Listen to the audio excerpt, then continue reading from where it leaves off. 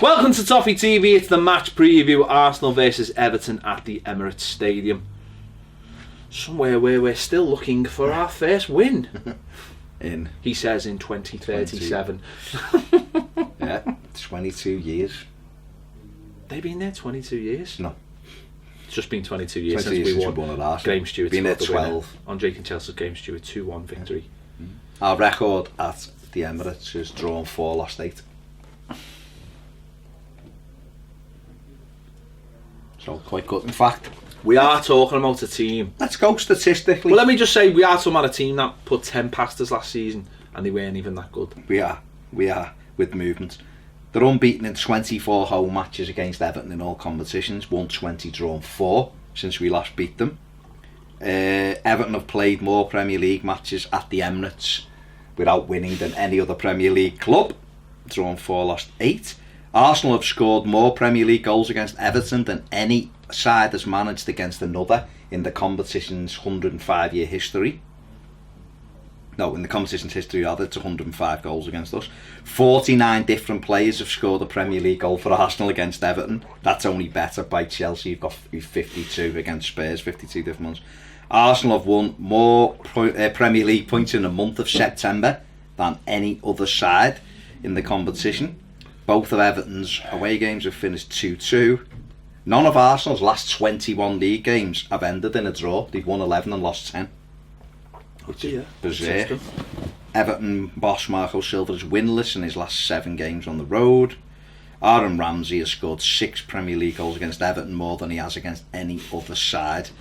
All 6 goals have come in his last 4. What an inspirational way to start the preview. But Theo Walcott has scored 56 goals in all competitions at the Emirates Stadium.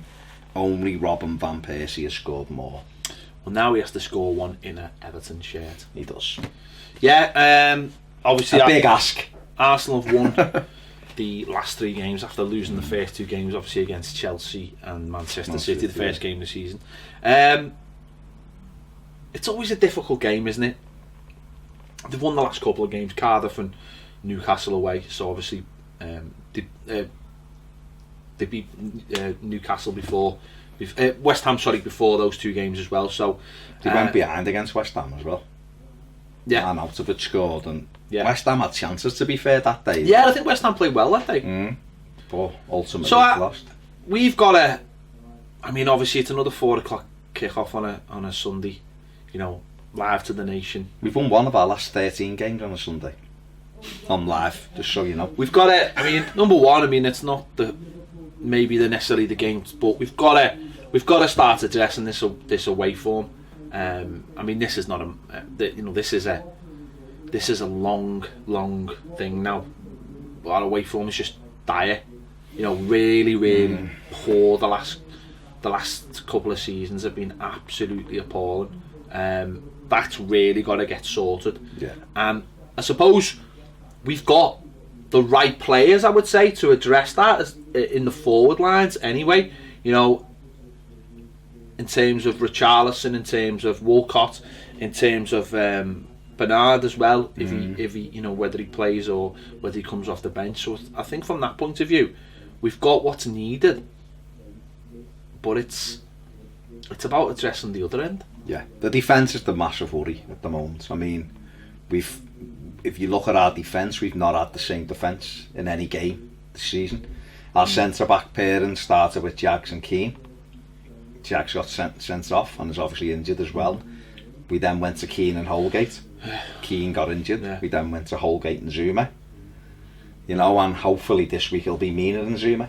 And I've said before, I'd play either Mason or Tom Davies at right back. I wouldn't play John Joe there. I think it's too big an ask. I don't think he defensively against Arsenal at home last season they destroyed them.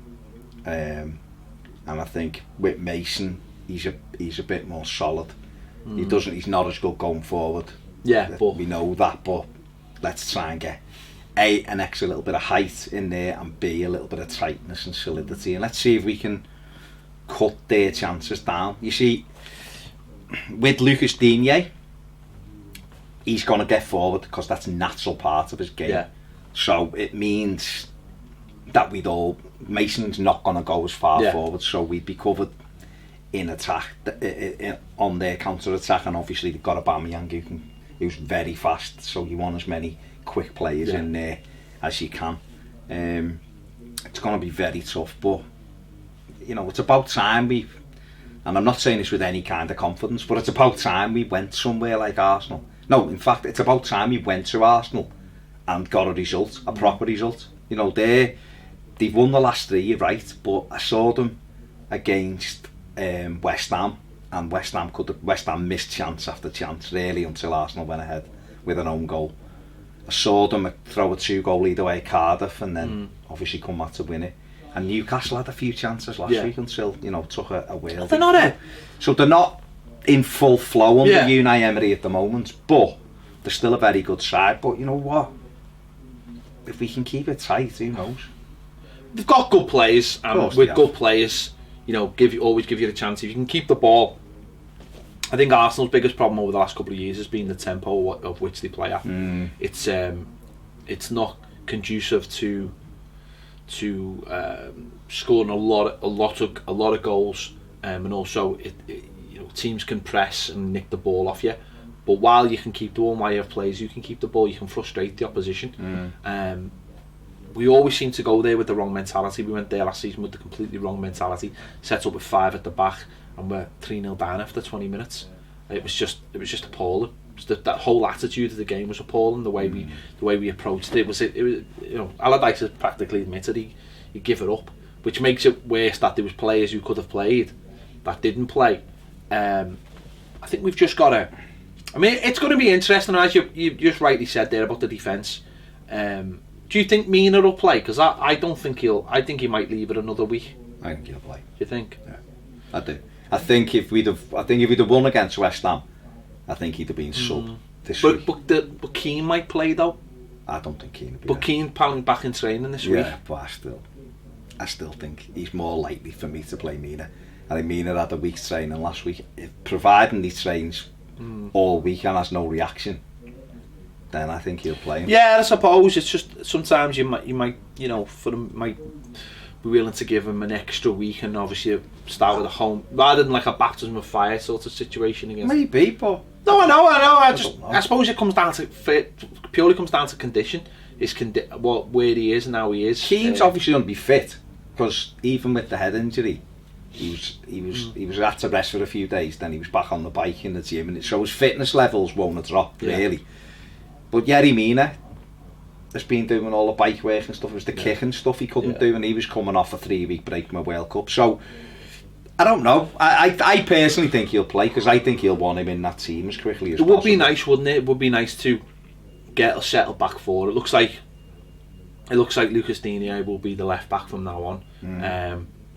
Zuma, I imagine, will be one of the centre backs for the time being. Michael Keane could come in and take that spot though. Mina, I imagine, will be the number 1 centre back once he's fit and ready to go. Pay a lot of money for him. They chased him all summer. You imagine he will be the one.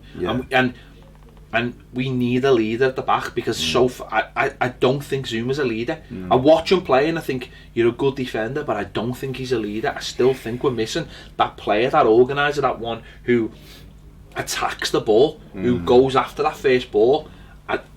Listen, I don't know if that is Mina, but I'm hoping it's Mina after spending so much money on him and and going after him. The right back situation, if Coleman's still missing. Well, what would you do? You've heard what I've just said. Would you just leave Kenny? Would you? I think Kenny got tormented there last year. I think going forward, I think he's fine. I do, but at the back, I just don't. I look at that 3rd goal from last week, and I see the gap between him and the rest of the defence. And I'm not saying he was at blame for the goal, but if he's covering there, and Arnautovic has got to beat him and then beat the goalkeeper, that's schoolboy stuff. Look at the goal at Bournemouth last year, Bournemouth's first goal. Look at Kenny's position's exactly the same. Doesn't pick the runner, reacts too late. Just at the moment, he'll just come with probably games, but he should know what natural positions to run in. So I just think when you're playing against technically very good players like Arsenal have at the Emirates, I just think I would play Mason because I think it's funny you mentioned Tom Davies because I'm not trying to put square pegs in round holes at all. But I actually do see a future for him at right back. I really do. You know, you talk about I don't think he's got the pace to be a flying right back, which is ideally what you need now. Yeah. But I think he's got enough about him to be someone who can play there and I'm not saying fill in there, but very comfortably play there, and he's a footballer. But I don't really want to make a bigger thing about that. But I think he can, and I think Koeman. Well, I think Koeman played in there a couple of times, and he done very well. I think Koeman knows he can play there, and he can overlap, and he can use the ball well. And I think Silva now he can play there. Well, that's the thing, isn't it? And he might even. Koeman threw him there. He played at Bruges and Berra, and he played in a couple of league games. He went and filled in and was quite good. And I think because he's a strong runner. He's not quick. He's not slow, but he's not lightning. But he puts a great ball in, and he gives you that option. But I think I would go with Mason. I think because Mason Holgate. Because I just think we need to get a little bit of solidity. Just while it might just be a confidence thing, and you could get Mina and Zuma together. Pickford could understand what they're doing. Then all of a sudden you've got a bit of calmness at the back. You're a bit tighter, and then when Seamus is back, obviously Seamus comes back in with the experience then, but our midfield has got to be better, Pat. It's got to be. It's we don't take care of the ball enough. It's the thing, isn't it? It's all right having the wide players and hoping to use them well, but if you don't look after the ball, if you don't go through the middle of the park, if you haven't got an option to go through the middle of the park and keep the ball and open up space, we're not going to do anything. And I just think that last couple of games at home have highlighted how little we create through the middle of the park, and how. What would you do with Sigurdsson? Drop him deeper. In the perfect world. So on Sunday, because obviously we're away and they're going to have a lot of the ball, would you go with the three midfielders that start against West Ham, or would you? I don't know. Is my answer to that, okay. Because I suppose playing away from home, the temptation would be, and playing a team like Arsenal, temptation would be to just keep those three in there, because we're going to have less of the ball, and there'll be less of it. It's what you do, it's what your options are. Do you really want to go for away from home and say to Sigurdsson, right, you're playing deeper and we're going to play Bernard as the number 10? Is that really going to work at Arsenal? I don't know. It's unproven and hasn't been used yet. I mean, obviously the major thing that people are looking at the moment is with Richarlison and the way he played for Brazil. Could he play instead of Cenk Tosun? Could you say in this game, listen, we're going to try and play on the counter-attack, so therefore we need pace in all three positions. Cenk Tosun, does he give you that pace? No. So, will he stretch players? Can you play a ball over the top? Is he going to go over the top? Is he going to make centre-backs think we need to just drop 5 yards here because this lad can go over the top with a good ball? I think Richarlison can do that. Bernard on the left-hand side could be an option, because not only is he a good player, but I think he keeps the ball. I think he can keep the ball well. I think he draws fouls. I think we've seen that just from the small cameo that he played last week. I think he's only going to get better. Yeah, he keeps the ball well, and that's what it's going to places like Arsenal. It's about keeping the ball. It's about looking after the ball. We just don't do it well enough. We haven't done for the last couple of seasons. Sneijderlin's pass completion last week was 94.8%, so we can give the ball away.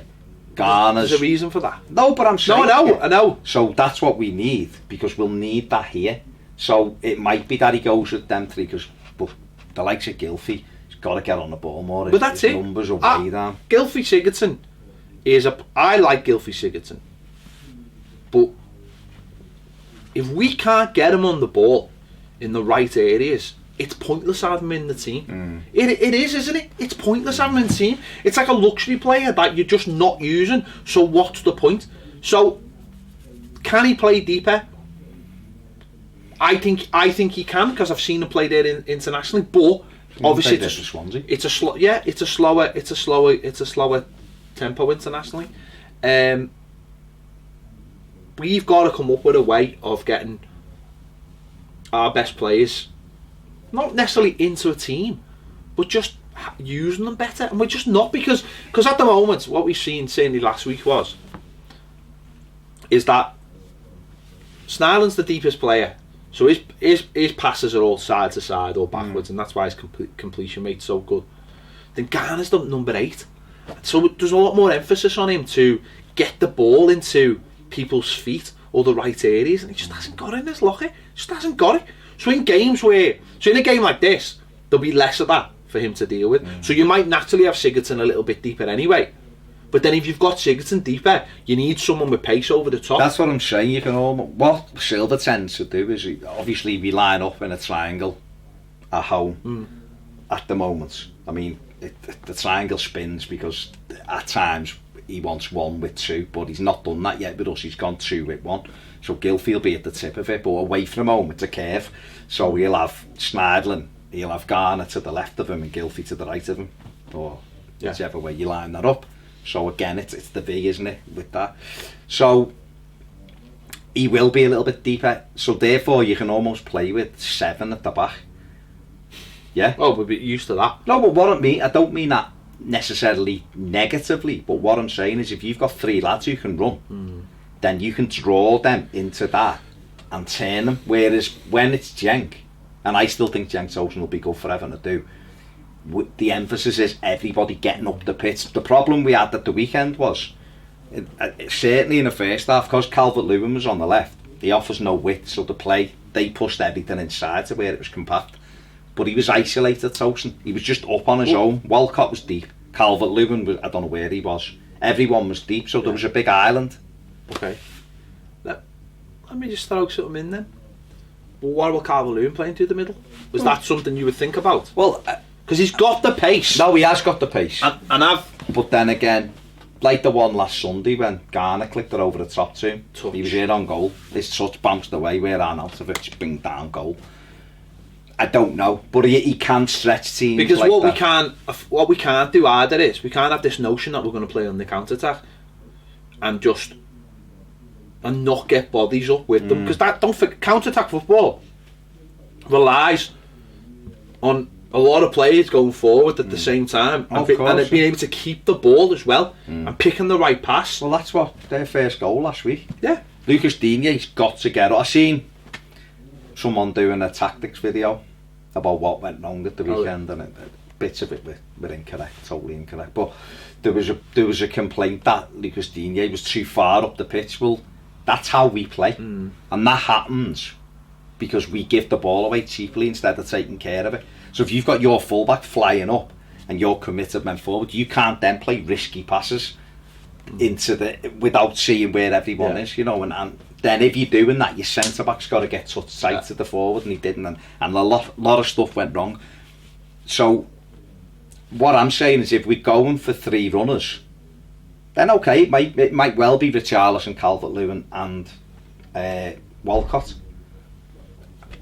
I don't know whether Dom offers enough. I don't know. I don't know, but I don't know whether it's less of a risk than it would be playing Richarlison through the middle and Bernard on the left. And this is not me throwing Tosun under the bus, by the way. I still think he's got a lot to offer. I just think in games like this, if you are playing counter-attack football, can he do that? Can he get on the other side of plays? Can he keep up with Richarlison and Walcott if they are breaking fast? That's the problem. You need everyone to be almost at the same pace. Well, I think he needs to be. I think because he's not firing on all cylinders at the moment, because he's not. I think I personally would be looking to maybe just give him a blow in this one and just go, you know what, let's reset it, because the games stretch. So it's 5 league games now without a goal, isn't it? Didn't score at I think you said it was 1 in 12 or something or whatever.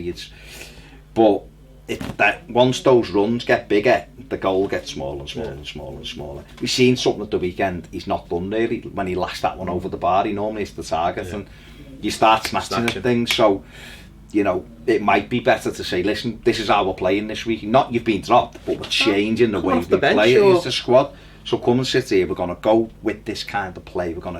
This is our plan for that, and see if that works. We've got to have options, haven't we? We've got to have options. We've got to have other ways of playing so that we don't become predictable, so everyone can go, oh yeah, they're just going to play like this again. Stop Richarlison, push him wide, push Walcott wide.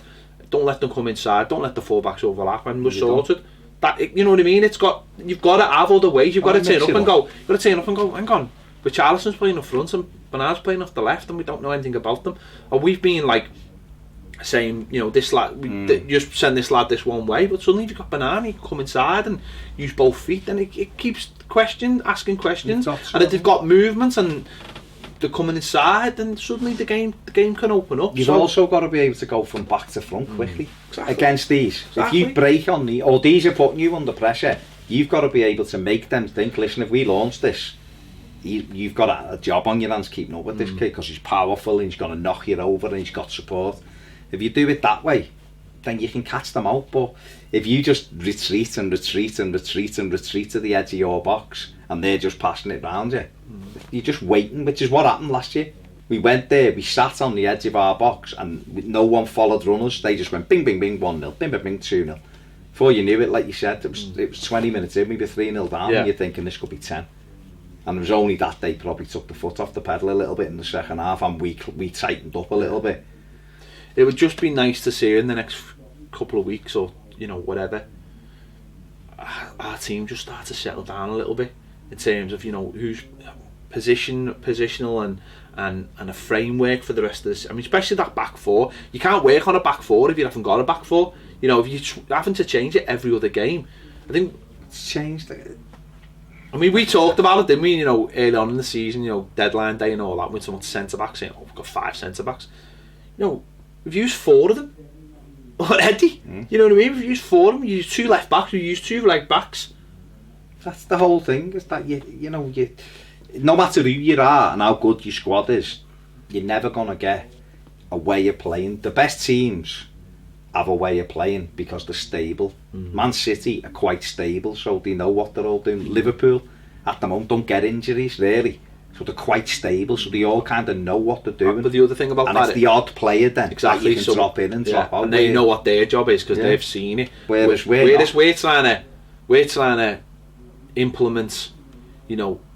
We've seen the issues with the defence off set pieces, so we're trying to implement that. But how can you implement that when players are not available to train, or to train to get to learn that? That's why I said about Mina before. It's about, has he had enough time on the training pitch to be able to? That's up to the manager. I don't see that, so he'll know when he's ready. So it's just been nice for everything to just settle down a little bit. Just get all our players available. Where you look and you go, right. We've said before, we don't know what a best 11 is, but if you've got most of your players available, then you can look and go, right, he's right for this game and he's right for this. I mean, we're pinning big things on Yerry Mina, and we're pinning big things on Andre Gomez, aren't we? And we're hoping that they're 2, but who knows, they could be 2 that take us up another level, who make us a lot better. Well, I think what we forget is, certainly, I go back to Mina's a big signing. Bernard's a big signing. I don't know. To me, it almost feels like the Bernard signing wasn't. I don't know. It doesn't feel like it was big enough because it was a free transfer and it's because we haven't seen that much of him yet. But yeah, he could be absolute corner. He's the one for me who excites me the most. I said that when we signed him. He's a big player. He's an incredible footballer. That was his first real game in 6 months at the weekend. Coming into a game where we weren't playing well, and he was probably our best player in the second half, or any bright moments come from him. So once he settles down the pace of the league and he knows people and we get a little bit of a rhythm going, I think he's just going to go and get better. And hopefully as well, Richarlison comes back. He's missed a couple of games. Luckily enough, he has played for Brazil, which is good. Keep him ticking over, and hopefully he makes them think, because again I think he can be our big player this season. Quality. And where I think in the last 2 games where we've looked short, it's because Silva does put a lot of emphasis on him. I think he really does, and I think he just keeps teams occupied. Yeah, well, it's not just that. Teams suddenly realise that these have got a right side, they've got a left side, that opens spaces up, and I think hopefully he's back with a bit of a bang. He obviously keeps his temper under check, because he is a big player and we've missed him. But okay, it's not the perfect game at this time, but you know, let's try and go somewhere. Let's try and build a little bit of confidence for everybody. One thing you know, they're going to let you play. Yeah. Right? So it'll be a slightly different game than the West Ham game. So we'll be allowed to play a bit of football, be different than Huddersfield. The very, very, very dangerous. They're a good side. But, you know, at some stage, did West Ham fans Sunday morning really think they'd go to us and beat us 3-1? I don't think they did. You know, I'm not saying we're comparable to Arsenal, but I'm just saying they'd lost 4 out of 4. Yeah. And we're struggling, and had a couple of players out, and we're looking and going, we're going to Everton. And in both of our away games, you know, I appreciate that it was against lesser opposition, but we've gone down to 10 men in both of the games and looked okay. Dangerous. You know, so hopefully we take that. We've looked good on the counter attack away from home. So hopefully we know that we have to play very, very well at the weekend, and they've probably got to be slightly under par, because that's just the way it is at the minute. Because we're not settled. They're more settled than we are. But listen, it happens all the time, and you'd only break these kind of records by winning the first one, don't you? Yeah. So, however it happens. Yeah, there you have it. Let us know your thoughts in the comments. Are you confident? What do you want to see? Do you want to see Richarlison play up front instead of Cenk Tosun? Or do you just want to see him played on the left with maybe Bernard coming off the bench? Would you play Yerry Mina if he's ready to go? Would you bring him back in? Michael Keane, he's another option. On the right back, what would you do with that? Mason Holgate, would you put him in for this game? Let us know your thoughts in the comments. Don't forget, give us a like. Subscribe if you haven't already subscribed. Click the bell for alerts so you know when there's a video coming out. And if you haven't joined us on Patreon, join us. Also, one last mention, me and Baz are jumping off a mountain in Wales, and you could sponsor us. Check in the description for Everton in the community for the link. We are raising money for Everton in the community. So if you'd like to chip in on that, doesn't matter how much, it can be £1. Be great. It all goes to Everton in the community, and you get to see me fall off a mountain spectacularly. I mean, who doesn't want to see me fall off a mountain? I mean, my mum probably. Yeah. But everyone else doesn't really care. I don't know. Yeah, your dad's not you know, sure. Yeah. No, you know. You couldn't say with any. I've got a daughter. I've got a couple of grandkids. You know, sorted, man. We'll sort. I've seen him. Yeah, he didn't make it as a professional footballer. So, I couldn't live my dreams through. No. Put it on to the grandson. Yeah. Next. Thanks for watching. We'll see you later.